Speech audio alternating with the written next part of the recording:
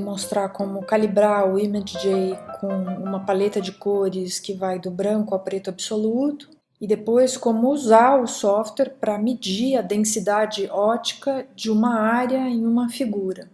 No nosso caso, essa figura é uma figura de ultrassom de músculo, mas pelo que eu entendi, podia ser outra figura qualquer.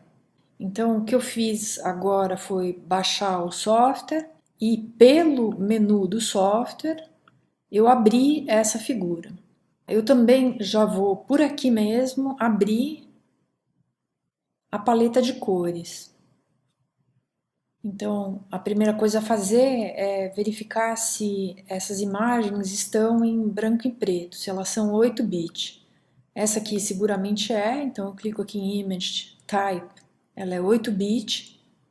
Essa aqui seguramente não é, porque ela tem verde, azul, então ela é colorida. Eu tenho que clicar nela e eu vou transformar essa imagem em 8-bit. A hora que eu cliquei, desapareceram as cores, agora sim está só branco, preto e tons de cinza. E eu quero chamar a atenção para o nome aqui do arquivo, tem o nome JPG, não tem nada depois, e depois que calibrar vai aparecer um G aqui. A primeira coisa a fazer é clicar em Analyze e Clear Results. Depois disso, a gente vai medir cada área. Eu já vou selecionar aqui o retângulo, vou fazer um quadradinho aqui, e na verdade eu vou levar esse quadradinho para a primeira célula branca e vou clicar em Analyze Measure. Então ele mediu, eu vou deixar essa sobretela nessa posição, e daí o que ele pede é para essa paleta de cores que tem 21 ou 23 cores, para a gente medir o valor na escala de cinza de cada um dos quadradinhos.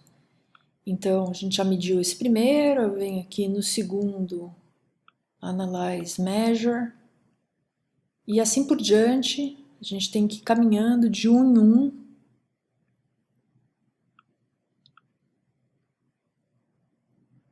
até chegar no número 19.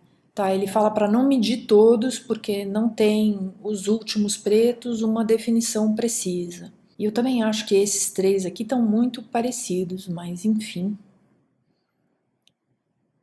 Então, 1, 2, 3, 4, Analyze, Measure. Tá? Eu também fiz um teste em que eu aumentei e diminuí o brightness, o brilho da minha tela, para ver se a medida variava.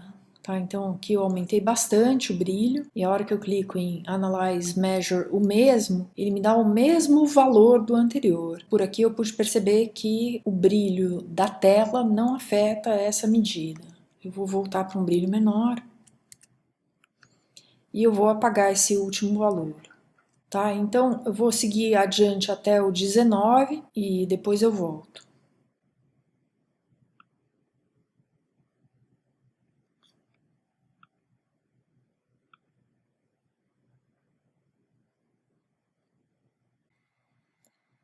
Eu vou salvar esses resultados.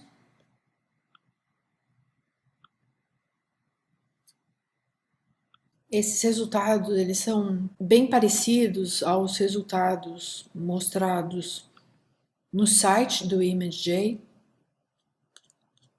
Vocês podem ver que os números, eles batem muito com os números apresentados nessa janela. Na verdade, os números que eu tinha feito antes batiam até mais, acho que eu tinha tido mais cuidado na seleção das janelas. Mas o que a gente tem que fazer agora é, pelo ImageJ, clicar em Analyze e Calibrate. E a hora que eu faço isso, vocês veem que os valores, né, dessa média da escala de cinza foram transportados para essa janela da esquerda. Os valores eles não estão indo do 255, que é o branco perfeito, até o 0, que é o preto absoluto, mas mais ou menos a gente vê aqui que está acontecendo uma diminuição dos valores. E o que a gente vai fazer agora é abrir o site com a explicação de novo, tá? E eu tenho que povoar essa célula da direita. E para isso eu vou simplesmente fazer o que eles recomendam, que é pegar esses valores aqui, que são os valores correspondentes em densidade ótica. Eu fiz essa seleção, eu vou clicar aqui no copy, Ctrl C, no meu computador Command C, e vou voltar para aquela tela e vou clicar o Paste. Então ele fez isso, desse lado aqui a gente tem os valores na escala de cinza e desse lado aqui a gente tem os valores em OD, tá? OD. Então, a seguir, o que eles falam é que a gente tem que colocar uma função que vai relacionar os valores da esquerda com os da direita. Eu tinha achado que a função logarítmica era melhor, mas no texto eles recomendam essa função chamada Rothbard. Então vamos seguir o que eles falam, ok. E tá aqui a função Rothbard, os valores de y e de x. Tá, os valores de y são em densidade ótica e os de x na escala cinza. A curva não ficou exatamente perfeita como a curva anterior que eu tinha feito, mas parece que ajustou bem. E o que a gente vê aqui é o r ao quadrado, né, que representa o quanto a curva explica dos nossos valores, e ela está explicando quase 100%, então 99%, e esse é um ajuste muito bom. Tá, então a gente vai ficar com essa função mesmo.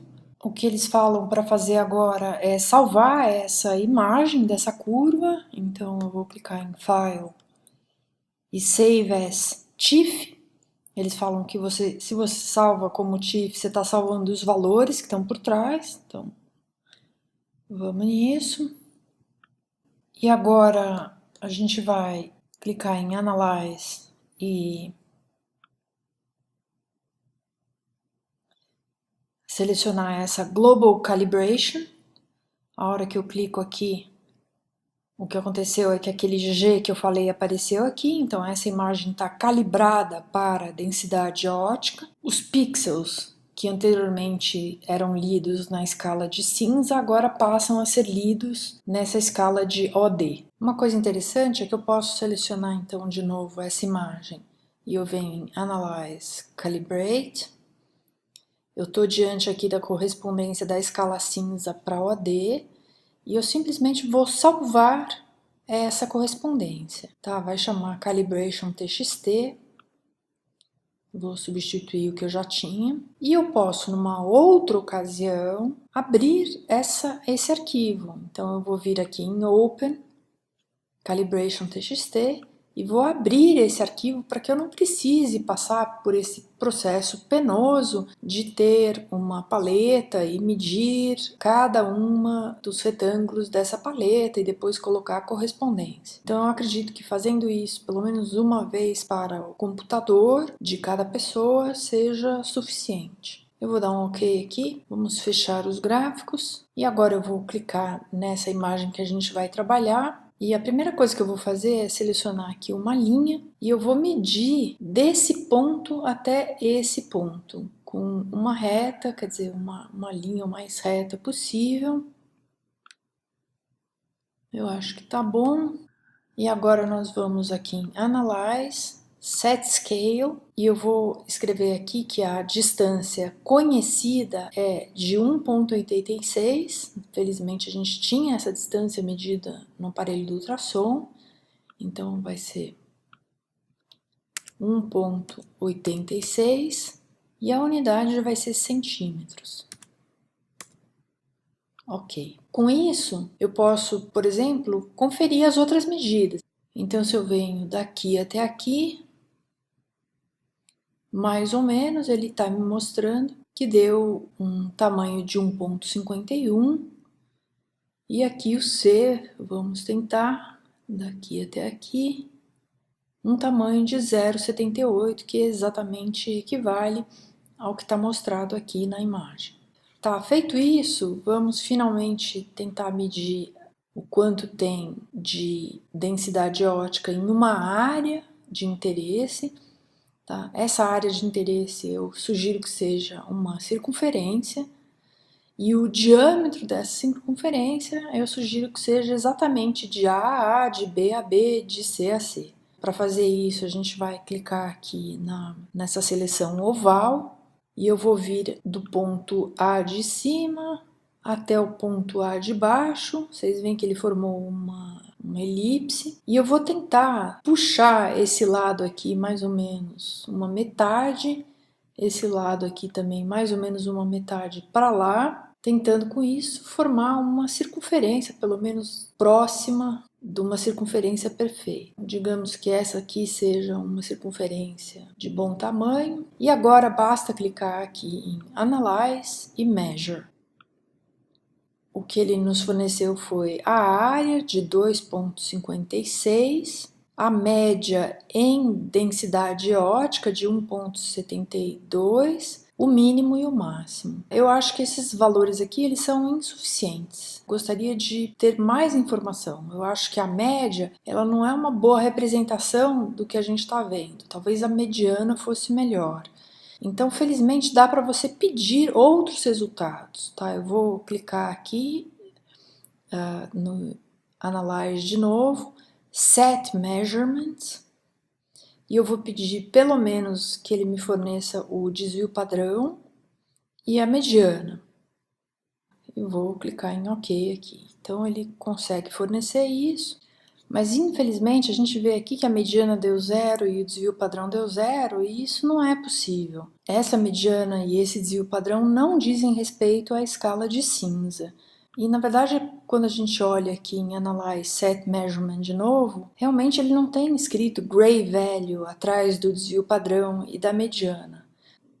Eu vou desselecionar essas duas opções e continuar só com a área, a média, que diz respeito à escala de cinza, e o mínimo e o máximo.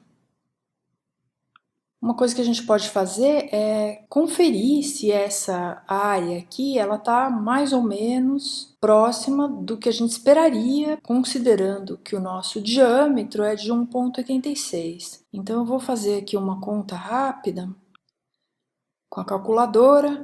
Então 1,86 dividido por 2 igual a 0,93 vezes 0,93 igual a 0,86 e vezes o π, porque a área é π vezes o raio ao quadrado. Então o π, se eu bem me lembro, é 3,1416 e uns quebrados. Então, 2,7172, enquanto que a nossa área aqui deu 2,56.